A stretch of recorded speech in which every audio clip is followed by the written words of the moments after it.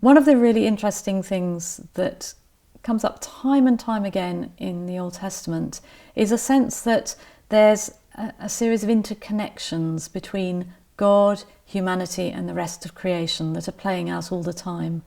And in an ideal world, those connections work really well, and the land flourishes, people flourish, and God is worshipped by both human and non-human creation. But so often what you find in the Bible is actually that one or more of those connections has been broken in some way, and particularly the connection between God and people, and also the connection between people and the natural world. And what you often find is when the people's relationship, the Israelites' relationship with God is not at its best, then there's a knock-on effect in the natural world.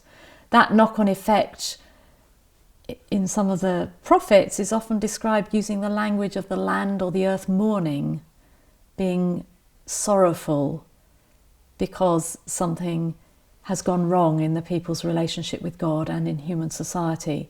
So there's a very strong sense of this three-way connection that is broken, and it's often broken at the initiation of human beings. We see it in Genesis 3, see it also, for example, in the story of Cain and Abel.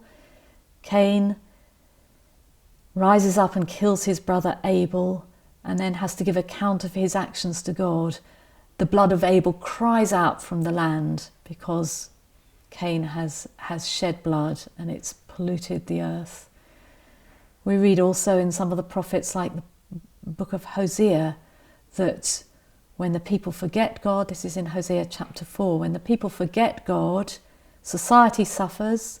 There's bloodshed, there's murder, there's adultery increasing in society, and also the land mourns.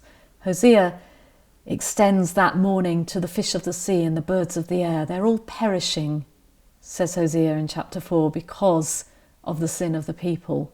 And so this is a very profound way of thinking about the world, that it is a connected whole. It's not just humans in their little bubble and the natural world as perhaps just the landscape out of which human history plays out. It's much more integrated.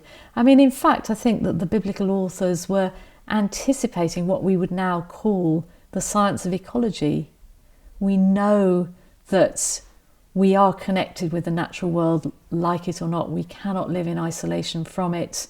We can choose to live beneficially with nature, or we can choose to live harmfully. So often, I think, in the past 200 years, we've chosen to live harmfully, and that's been to great detriment of the environment.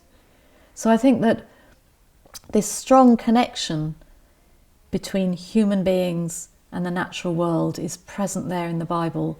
And of course, because the Bible is a God-centered book, a theocentric book, God takes prime place in that series of interconnections.